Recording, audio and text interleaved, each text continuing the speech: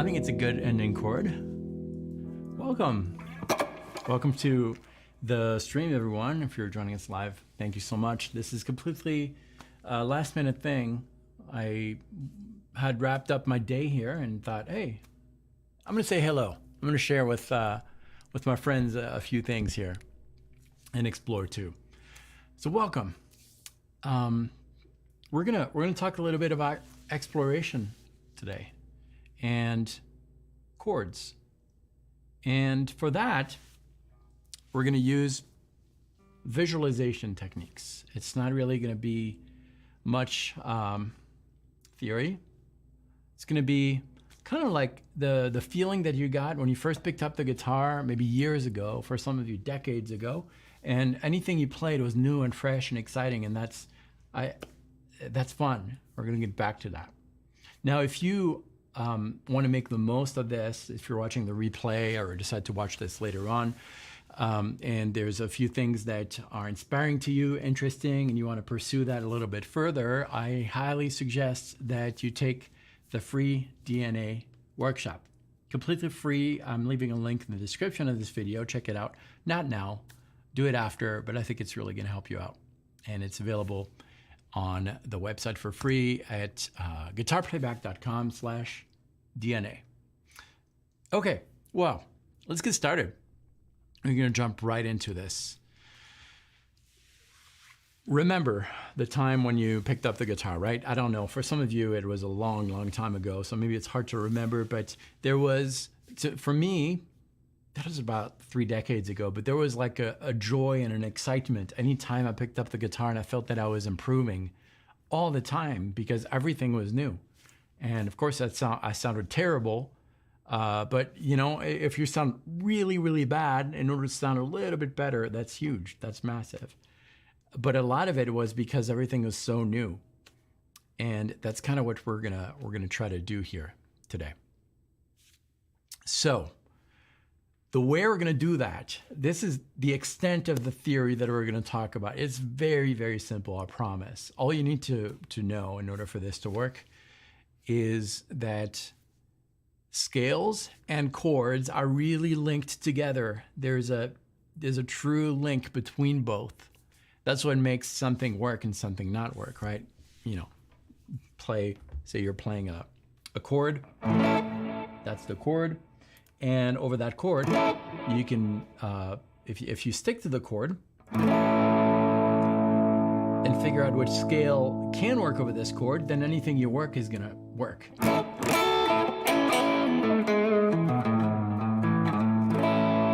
If I played something that did not match,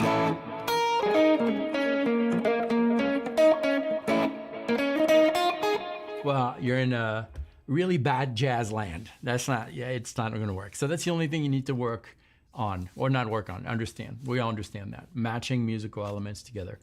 So a scale, a chord, chords are extracted from scales. Within a chord, you can find a piece of the scale, all of that stuff, right? And typically when we try to figure out chords or which chords go well together, we will take the very mathematical approach. We take a scale, a 7-note scale, 1, 2, 3, 4, 5, 6, 7.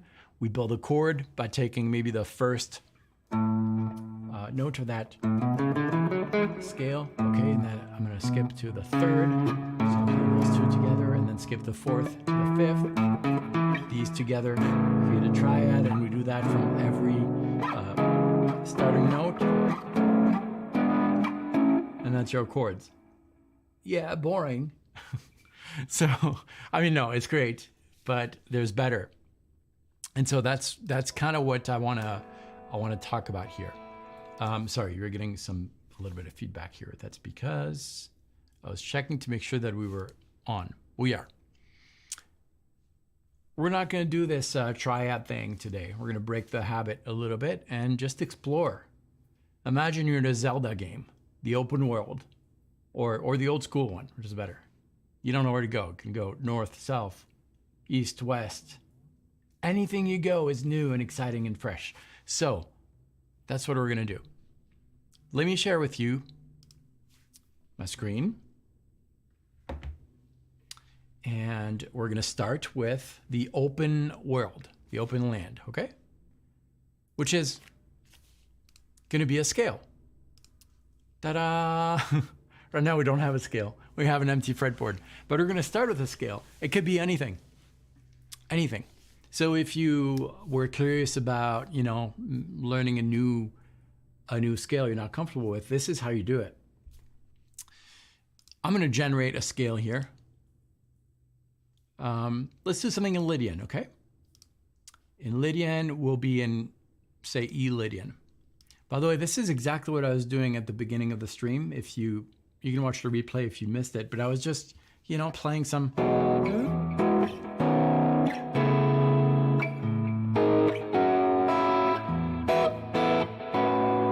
That kind of stuff. This is how you do it. You start with a scale. And you visualize a scale on your whole fretboard. You look at your fretboard, okay, that's my scale. So lots of notes, right? Tons of notes all over.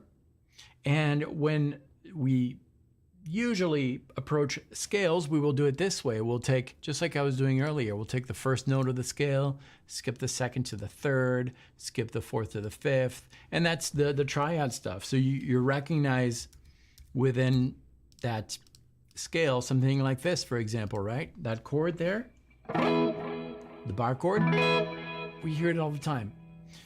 But you find a lot of other chords, right? You find also there's this another major triad here because we're in Lydian, another one here, and so forth and so forth. Why do these, if I played a combination of these chords together, why do they work? Well, they work because they're extracted from the same scale. So the chords you're going to use for your song, your composition, or whatever, they're going to have that thing in common. So we could go a little step further. Any note that is extracted from this is going to be part of this, obviously, and it's going to make sense. Any note. Two or more notes make a chord. Well, there's this big debate. A couple of videos ago, some people said, no, it's got to be 3 notes or more. I think it's 2. Some people say it's okay. It doesn't matter. But we're going to say that it's 2 or more. 2 or more notes played together here are going to represent a chord, a piece of a chord. Okay. Really? No. This? And this? Is that a chord? Yeah, it is. So if I play those, it sounds, yuck. It's out of context, but it's still valid. Now, what if I added, I don't know, this right here? Oh, that sounds like a chord. Is that chord in E Lydian? Yeah, because it's extracted from that.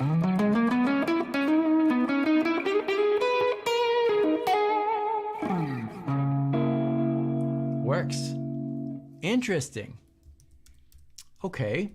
Well, since we are in E Lydian, I'm going to show the open strings here. They're not showing, but here are the open strings. Since I'm in E Lydian, I could play everything attracted to that E on the bass, right? I could do that. I'm going to delete this and this. So everything I play could be attracted to that E on bass. Easy. So, okay, we got this. Now I could do something like like, I don't know, maybe could highlight any chords, right? Any notes, this and this. Okay, what is that chord? I don't know, but is it gonna work? It should, according to the theory. It does, nice. Okay, well, let's continue. Let's say that we're gonna move each of these 3 notes 1 fret higher. Ooh, very nice. I'm in E Lydian, right?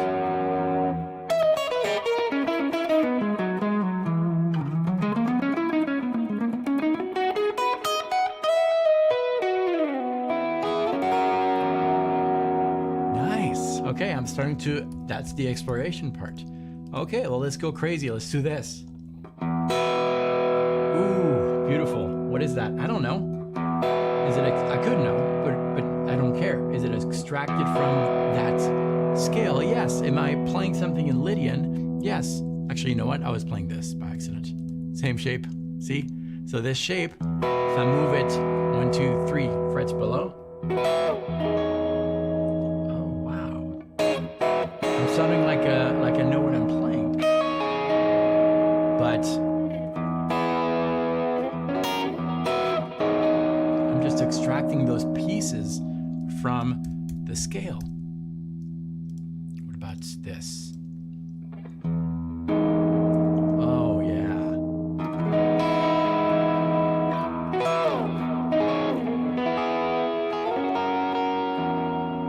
And I can complement that with pieces of scales, right? So I was doing this, right? I landed here. Now I can maybe do a little melody with this note, this one, and this one.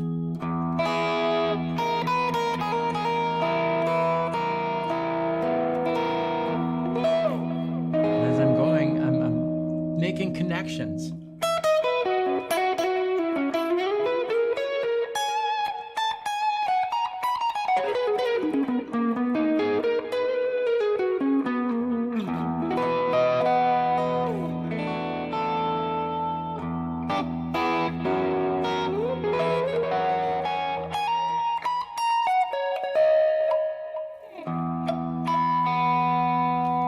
You see where I'm going with that? I'm just completely exploring the fretboard. I'm not thinking in terms of intervals, in terms of any of that. I'm thinking in terms of visualizing the whole thing, and those are all my options.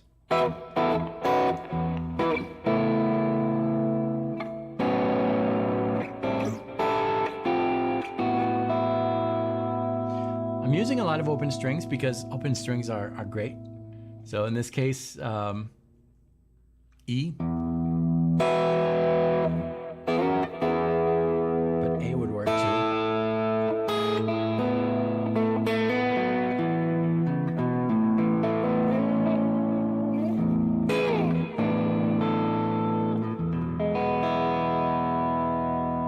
So that's the game.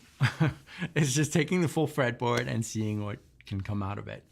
This could be done with, of course, lead playing too, if we want to. We were just doing the chord work here, but could be anything. It's crazy how all of that is related to the DNA thing. If you've followed it, it's kind of a mindset that explains all of that stuff on the fretboard, not just for guitar, but like for anything really. It's crazy how all of that is related. And that's the link. Again, putting my marketer hat on. But yeah, it's free, so check it out. Let's try another one. We did something in Lydian, but let's say that we wanted to explore a different kind of sound that is very different from Lydian. Because Lydian is, I mean, although it's maybe not extremely as used as, I don't know, Dorian and things like that, it's still kind of popular. But let's say that we wanted to do something really exotic. So for that, I'm gonna erase all of those notes. And we're going to generate something else. Maybe something from the Augmented scale family. Here's an E Augmented. Okay, this is a symmetrical scale. It's interesting because once you find a shape or two, you can easily move it around. You can see how, you know, all of that is kind of found all over the fretboard. So again, all the notes that I'm playing here, I'm going to use an E on the low E string so that everything is attracted to that. That's going to be my magnet that attracts everything I play. It's going to give all the notes I play context. So I was in Lydian again, but here in your Augmented, it's going to sound a little different. Well, a lot different actually. So I don't know. Let's say that again, it's a game of randomness. Could be anything. So then I'm doing this. Okay, that chord shape. Sounds minor. It is. That shape, I also find it right here. So that's 1, 2, 3, 4 frets above. And then we find it again, 1, 2, 3, 4, 5. Oh, sorry, 4 above again. Sorry, it just goes in fourth.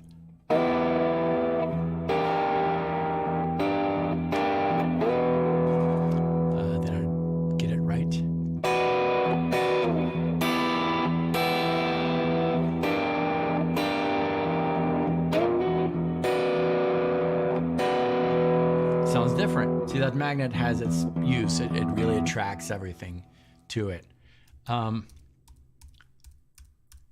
Let's try more of a melodic idea this time. So maybe, well, we can use the same shape, like that same exact shape, but this time instead of playing those chords, maybe we'll do something a little, I don't know.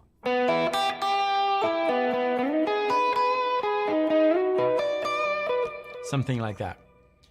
Sorry, I messed up the starting notes. I'm not very comfortable with this one. There we go. Okay.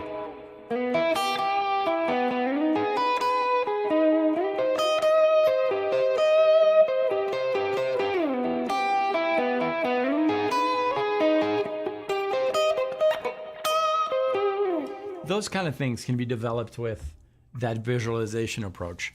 It's not a narrow approach. Like a lot of times we will, I often recommend that we look at the caged positions. Those are narrow positions on the fretboard. Narrow positions. Any pentatonic scale is really caged. When you play pentatonic, those are narrow position. You're playing caged.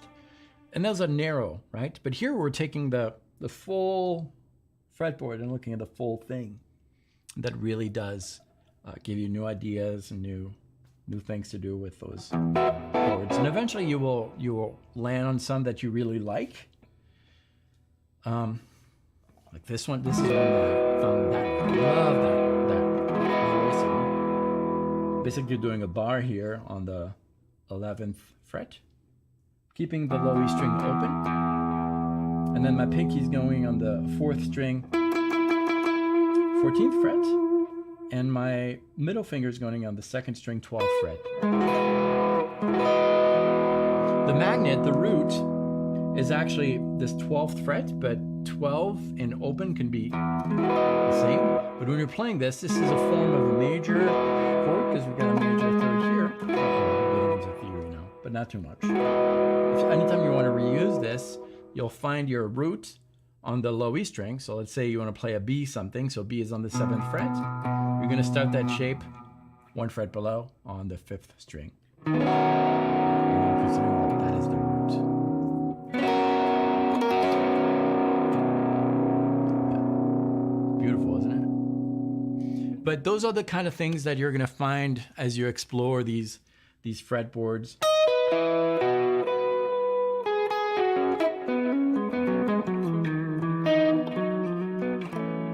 It's different from memorizing a lick, right? Because it's coming from a different place.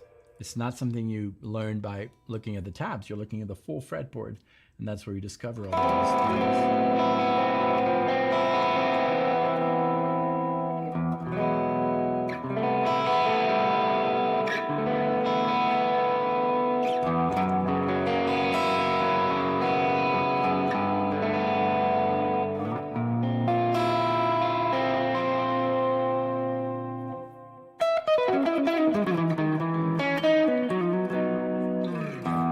And here it is again.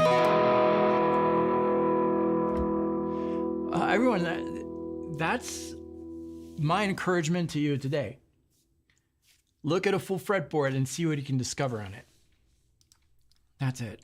It was kind of short, but the reason is that I have to go pick up my kids from camp. Anyways, let's see if I can do that. Yep, right here. Sign up to the DNA workshop. We'll continue this conversation. It's free. I can't wait to see you there. It starts right now. It's pre-recorded, but check it out. guitarplayback.com/DNA. And if you're watching the replay, I'll put the card right here. Thanks for watching. I will see you in here, and we'll do more of these. This was fun. Sorry, it was a little short, but kids are in camp, so I'll go get them. I'll see you in the DNA course. I'll see you then.